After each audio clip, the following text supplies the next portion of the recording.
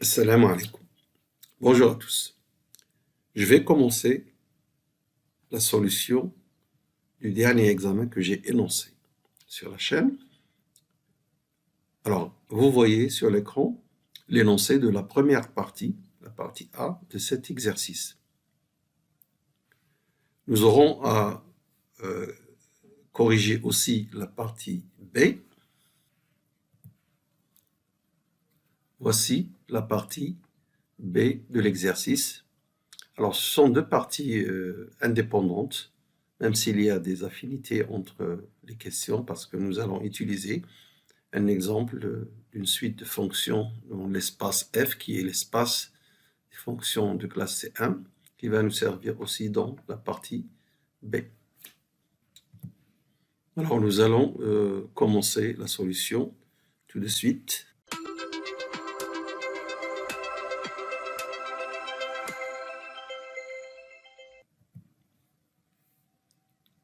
Alors, dans cette partie A, nous avons, donc on considère l'espace E, les fonctions continues de 0, 1 vers R, munies de la norme de la convergence uniforme, norme l'infini, notée ainsi, et sont sous espace vectoriel F des fonctions de classe C1. On va le munir dans un premier temps de cette norme, l'infini aussi, qu'il hérite de l'espace E. Alors, on vous rappelle que E muni de cette norme est un espace de Banach. Nous avons eu l'occasion de le montrer plusieurs fois, notamment en travaux dirigés. Alors, première question, ça c'est une question de cours, énoncer le théorème du graphe fermé. Nous allons énoncer le théorème. Donc, si E et F sont deux espaces de Banach, vous voyez que je souligne cette hypothèse, était une application linéaire. Si le graphe de T est fermé, alors T est continu. Alors ça, c'est la première question. Alors nous allons voir maintenant la question suivante. Alors on définit, alors attention, maintenant les espaces EF sont bien définis et l'application T va de F vers E. F, c'est le sous-ensemble des espaces de classe C1 vers E. A, comment elle est définie? Tout simplement, à F, on fait correspondre sa dérivée, F'. Donc elle est définie ainsi, T de F égale F'.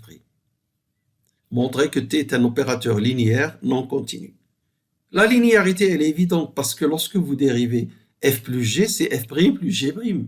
Donc T de F plus G égale T de F plus T de G. Lorsque vous dérivez lambda F, vous trouvez lambda F'. T de lambda F est égal à lambda T de F. Montrons maintenant que T n'est pas continu. Pour cela, nous allons trouver une suite qui est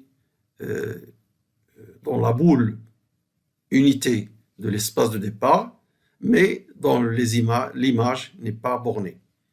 Alors cette suite, je la définis ainsi, Gn, ce sont des fonctions de classe C1, c'est un monombre, T de n, le plus simple que l'on peut imaginer, hormis les constantes, évidemment. Alors, lorsque vous dérivez G'(n) de t, voilà ce que vous trouvez. Bon, alors, norme de Gn, le sup de Tn, lorsque t parcourt l'intervalle 0,1, c'est 1, évidemment. Pour G' de n, évidemment, c'est n, petit n. Et G' de n, c'est T de Gn. Bon, alors maintenant, si je prends le sup des normes des images lorsque f parcourt la boule unité, il est supérieur au sup des T de Gn en norme. Pourquoi? Parce que les Gn sont dans la boule unité, fermée, évidemment. Là, fermé. Et norme de TGN, c'est précisément n. Donc, le sup de petit n, lorsque n parcourt une étoile, c'est plus l'infini. Vous voyez que cet élément-là est supérieur à plus l'infini, donc il est infini. Pour un opérateur continu, ça devrait être la norme de t de n. Alors, donc, on dit que t n'est pas borné, il n'est pas borné sur la boule unité, et donc il n'est pas continu non plus. Donc, nous avons répondu à la question de petit a. Voyons ce que c'est que la question de petit b. Alors, dans cette question petit b, on nous demande de montrer que le graphe de t est fermé et donner une conclusion.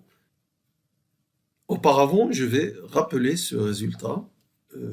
C'est un théorème sur les suites de fonctions, un programme de deuxième année de la faculté, d'ailleurs que j'ai enseigné, le cours sur les séries de fonctions, les suites de fonctions et toutes les séries. Alors, que dit ce théorème? Il dit que si Fn est une suite de classe C1 sur un intervalle I à B, et si on suppose que cette suite converge en un point, converge simplement en un point x0 de l'intervalle, si la suite F'N converge uniformément sur l'intervalle I vers une fonction G, alors, comme conclusion, la suite Fn converge uniformément sur l'intervalle I, avec simplement une hypothèse de convergence en un point. Elle converge uniformément vers une fonction f de classe C1. Et elle vérifie f' égale g, où g est la limite uniforme de la suite F'N. Dans cette hypothèse aussi, on peut supposer simplement dérivable ici, et la conclusion sera dérivable. Voyons comment on va utiliser ce théorème pour résoudre notre question. Alors, d'abord, le graphe de t, qui est un sous-ensemble de f croix E, puisque T est une application linéaire qui va de F vers E. Le graphe, c'est l'ensemble des couples H, TH, lorsque H parcourt l'espace de départ F. Alors, je vous rappelle que le graphe, ici, à cause de la linéarité de T, est un sous-espace vectoriel de F croix E. Et que sur F croix E, on a la topologie définie par la norme. On a F et E sont tous les deux munis de la norme l'infini, c'est-à-dire la norme de la convergence uniforme. Donc on peut utiliser la norme sur le produit cartésien qui est le sup de la norme d'un couple FG, c'est la sup de norme de F, l'infini, et de norme de G, l'infini. Alors pour montrer que le graphe est fermé, je vais prendre une suite dans le graphe qui converge, pour cette topologie des normes dont je viens de parler, vers le couple qui converge vers le couple FG, dont F croix E. Alors, c'est une suite du graphe qui converge vers un couple FG, a priori, dont F croix E. Ce que je veux montrer, c'est que ce couple est en fait aussi dans le graphe. Si j'arrive à montrer ça pour tout de suite qui vérifie la convergence, j'ai montré que le graphe est fermé.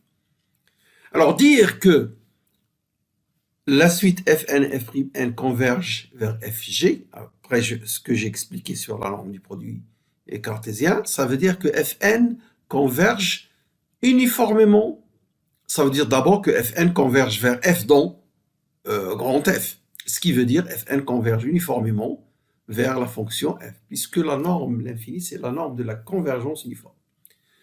F'N converge vers G dans E, ça veut dire F'N converge uniformément sur l'intervalle 0,1 vers G. Alors vous voyez que ici, j'ai un peu plus que les hypothèses de la proposition précédente, parce que celle-là demande simplement la convergence en un point, la convergence de Fn en un point, alors que ici, j'ai la convergence uniforme. Et c'est tant mieux, c'est une hypothèse beaucoup plus forte, mais elle va nous donner le résultat nécessaire, à savoir, en conclusion, d'après ce théorème, je viens de voir, la limite f, d'après ce théorème, Fn converge vers la fonction f, parce qu'on l'a déjà, la convergence. Donc, si elle converge uniformément, d'après le résultat du théorème, elle va converger vers la même fonction f. Mais le théorème nous dit qu'elle est de classe C1 ce f et que sa dérivée est égale à g. Regardez ça.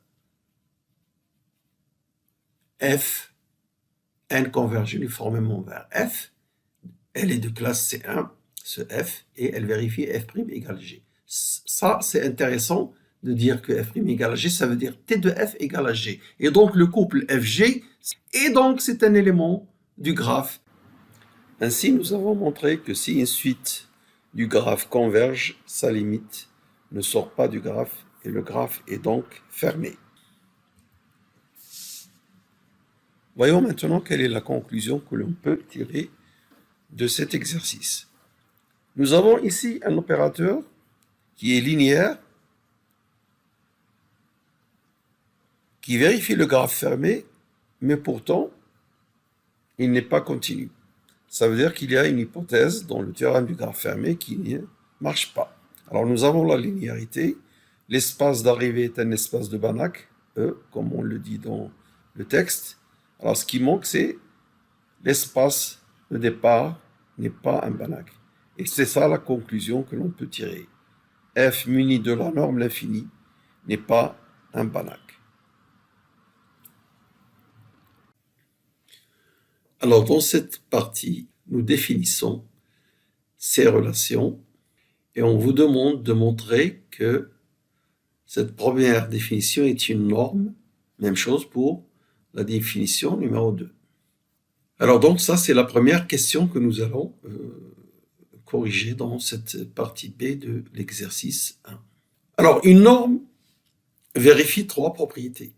La première, vous avez ici norme 1 de f égale 0, équivaut à, d'après la définition, ceci c'est valeur absolue de f de 0 plus norme l'infini de f'. Donc si c'est nul, cette somme, ça veut dire chacun des deux termes qui définissent cette expression, norme de f1, chacun est nul.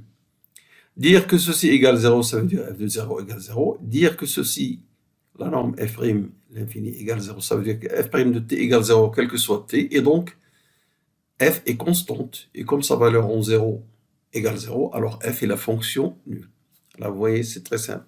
Alors, pour la deuxième propriété, norme 1 de lambda f, c'est par définition lambda f au point 0 plus lambda f', l'infini. Alors ici, vous pouvez sortir le lambda parce que la valeur absolue, c'est une norme dans R, donc on peut le sortir.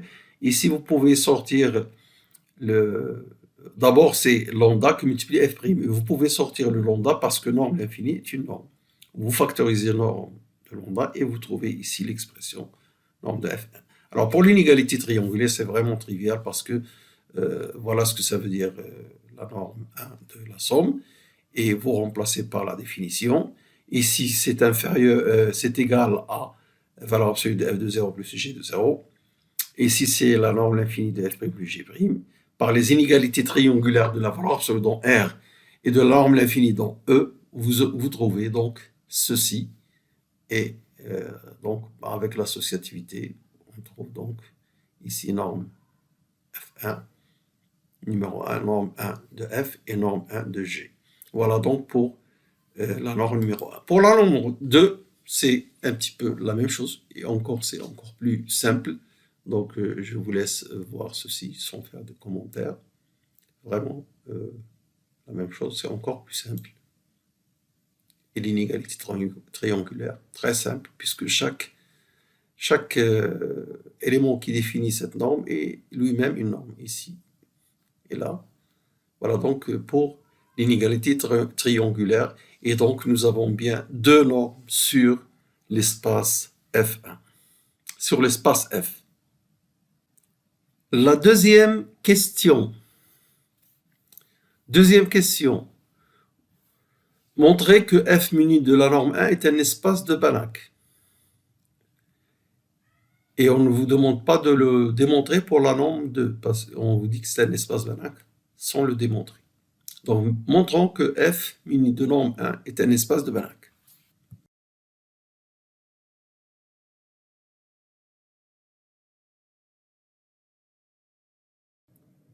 Alors, nous rappelons d'abord, comme c'est dit dans l'énoncé, la partie A, que E, muni de la norme l'infini, est un espace de Banach.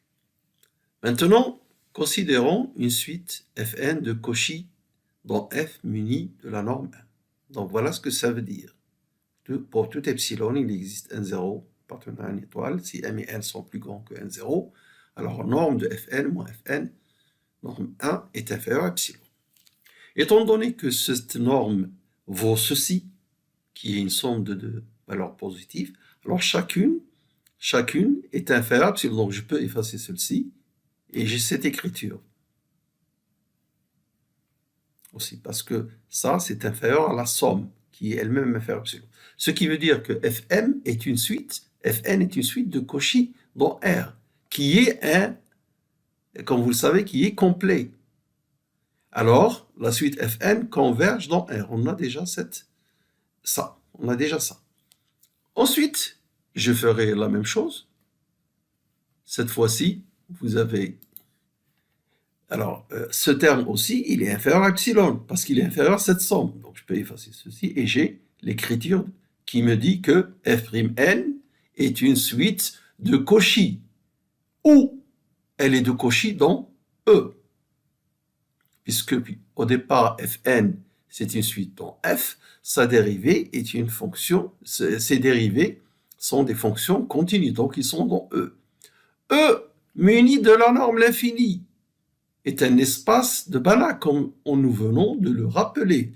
Donc cette suite est de Cauchy dans E, qui est un Banach pour cette norme, alors elle converge. Donc j'écris la deuxième constatation. F'N converge uniformément vers une fonction que je ne connais pas, je l'appelle G. Alors maintenant, j'ai les hypothèses du théorème 3. Je vais rappeler ce théorème. Pardon, c'est le théorème 2. Alors, que Fn est une suite de classe C1 sur l'intervalle, dans notre cas c'est 0, 1. Il existe x0 pour lequel Fn x0, dans notre cas c'est x0 égale 0, Fn converge. Et nous avons la suite F'N converge uniformément vers une fonction G. Donc nous avons ces hypothèses. Alors qu'est-ce qu'on aura pour conclusion? La suite Fn converge vers une fonction f de classe C1 et f' égale à G. Donc, avec ces hypothèses, comme je viens de l'expliquer dans le théorème 2, donc nous avons, il existe f tel que Fn converge uniformément vers f. Alors, et nous avons dit que Fn de 0 converge. Comme Fn converge uniformément vers f, elle converge simplement, puisque la convergence uniforme implique la convergence simple. Donc Fn de 0 converge vers f de 0. Voilà, donc on a ceci, qui va nous permettre d'écrire ça. Fn moins f de 0 tend vers 0. Ensuite, la conclusion de l'application de ce théorème dont je viens de parler. Alors, ces hypothèses nous donnent que Fn converge uniformément vers f et que f' est égal à g. Donc, F'N converge vers g, ça veut dire ceci, F'N moins g tend vers 0. Mais comme F'N égale g, nous avons F'N moins F', norme de l'infini, tend vers 0. Si vous ajoutez ça plus ça, vous trouvez norme de Fn moins f, numéro 1, tend vers 0. Et ça veut dire que Fn converge dans l'espace F muni de la norme 1. Et ainsi, donc, à partir d'une suite de Cauchy, nous trouvons qu'elle converge. Et c'est ça, F est un Banach pour la norme 1. Alors, dans cette quatrième question, on nous demande de montrer, dans la troisième question d'abord, montrer que norme 1 et norme 2 sont équivalentes de deux manières différentes. Première façon par un calcul direct et deuxième façon en utilisant un théorème du cours.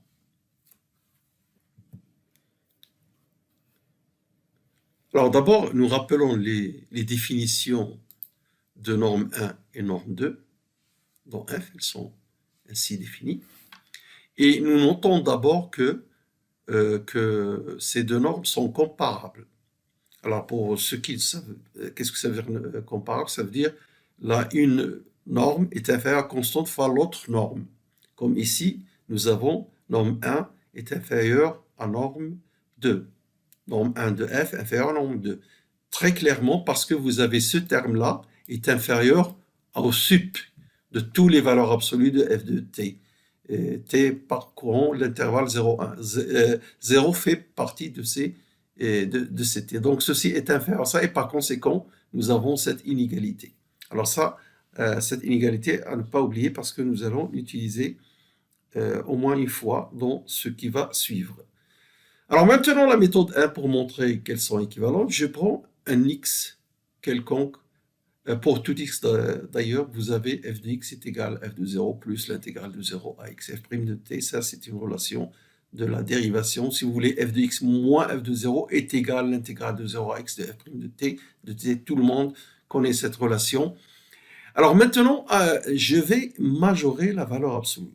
La valeur absolue de f de x donc, est inférieure à la valeur absolue de f de 0 plus la valeur absolue de cette intégrale qui est elle-même inférieure à l'intégrale de sa valeur absolue de f' de t, d de t. Et celui-là est inférieur à son sup, qui est maintenant une constante, l'intégrale d'une constante de 0 à 1, hein, et évidemment cette même constante. Et donc nous trouvons quoi? Nous trouvons norme 1 de f.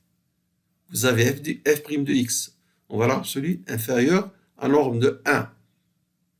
Quel que soit x. Vous passez au sup lorsque x appartient à 0 et vous obtenez la norme, l'infini de f. Vous obtenez ce nombre ici, là, inférieur à ça. Nous l'écrivons. Maintenant, si je veux avoir norme f de 2, je n'ai plus qu'à lui ajouter norme f'.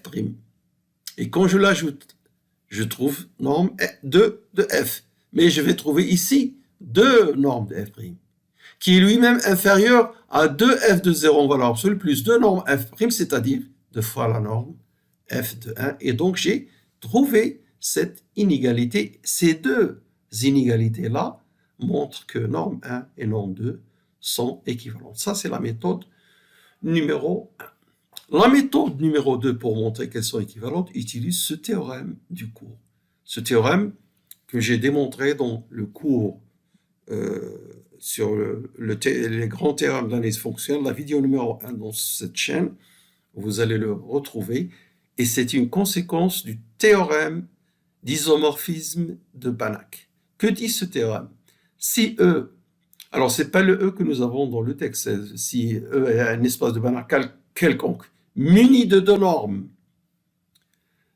et si E est un espace de Banach pour chacune d'elles, alors si ces deux nombres sont comparables, alors elles sont équivalentes. Nous allons appliquer ça, pas pour E, mais pour F, muni de la norme 1 et la norme 2, qui sont équivalentes. Et il est Banach pour chacune d'elles. Alors pourquoi il est Banach pour chacune d'elles? Pour la première, parce qu'on l'a démontré dans la question numéro 2, et pour la deuxième, parce qu'on nous dit d'admettre qu'il est de Banach sans le démontrer. Alors par conséquent, F, muni de... alors je vais lire ça dans le texte pour eux, parce que c'est F, c'est pas E. Alors je vais revenir au texte. Donc vous avez norme 1 et norme 2, deux normes dans F. Il est Banach pour ces deux normes, d'après la question 1 pour la première, et d'après la remarque de l'énoncé dans la partie B, où on nous dit que F muni de la norme 2 est un Banach. Ces deux normes sont comparables d'après l'inégalité 1. Où est cette inégalité 1? Alors, elle est un peu plus loin. La voilà. Elles sont comparables. Et par conséquent, en utilisant le théorème que nous venons de citer, ce théorème 3, les normes 1 et norme 2 sont équivalentes dans F. Voilà donc la deuxième méthode. Alors, dans cette question numéro 4, on nous demande ces deux normes sont-elles équivalentes à norme l'infini et qu'est-ce qu'on peut conclure? Alors, je vais vous démontrer que ces deux normes ne sont pas équivalentes à norme l'infini. Ni la première, ni la deuxième norme. Alors, je remarque d'abord, je vais montrer que norme l'infini n'est pas équivalente à norme 2. Et donc, elle ne sera pas équivalente à norme 1, parce que norme 1 et norme 2 sont équivalentes. Si norme l'infini était équivalente à norme 1, elle serait équivalente à norme 2. Donc, il suffit de montrer qu'elle n'est pas équivalente à l'une d'elles. Je prends norme 2, parce que c'est peut-être plus simple. Alors déjà, je remarque que norme l'infini est inférieure à norme 2, parce que ici, vous avez norme l'infini plus quelque chose. Et là, ça veut dire que norme l'infini et norme 2 sont comparables. Supposons qu'elles sont équivalentes. Alors, l'inégalité double. Il y aura cette inégalité avec une constante, une constante positive. Si elles sont équivalentes, il y aura une autre inégalité. Norme F2 inférieure à C fois norme F l'infini. Mais cette inégalité va nous donner une contradiction. En effet, si on applique cette inégalité, puisque c'est vrai, quel que soit f, je vais l'appliquer à cette suite Gn que déjà j'ai utilisée dans la partie A. Et rappelez-vous, la norme de Gn est égale à 1, et G' de n, qui est donc ntn moins 1, sa norme sera petit n. Donc ici, la norme 2 de ce Gn qui vaut norme l'infini de Gn plus norme l'infini de G' n sera donc 1 plus n entier, naturel, non nul. Et la norme l'infini ici de Gn, c'est comme j'ai dit, c'est 1, et donc nous aurons 1 plus petit n inférieur à c, quel que soit n appartenant à une étoile. Évidemment, ceci est une contradiction, et donc l'hypothèse norme l'infini et norme 2 sont équivalentes est fausse, et donc elles ne sont pas équivalentes. Et j'en déduis que norme l'infini et norme 1 ne sont pas équivalentes également. Alors, je n'ai pas écrit la conclusion, mais on peut la dire oralement, cette conclusion. Alors, regardez, je vous dis que norme l'infini n'est pas équivalente. Nous avons dit qu'elle n'est pas équivalente à ces deux normes-là. Que peut-on conclure? Je viens de vous montrer que norme 2 et norme l'infini étaient comparables. Alors, la conclusion que je donne, c'est la même conclusion que tout à l'heure. C'est que f mini de la norme l'infini n'est pas un Banach. Parce que s'il était un Banach, comme il est déjà un Banach pour la norme 2, et ces deux normes sont comparables, alors elles seraient équivalentes. Or, on vient de démontrer qu'elles ne sont pas équivalentes. Voilà la conclusion. F mini de la norme l'infini n'est pas un Banach, ce que nous savons, mais que nous retrouvons d'une autre manière. Alors voilà, je vous dis merci de votre attention et de votre fidélité, et je vous retrouve pour la solution de l'exercice numéro 2 de ce même examen d'analyse fonctionnelle. Alors n'oubliez pas de mettre un like et de vous abonner. À la prochaine, Inch'Allah.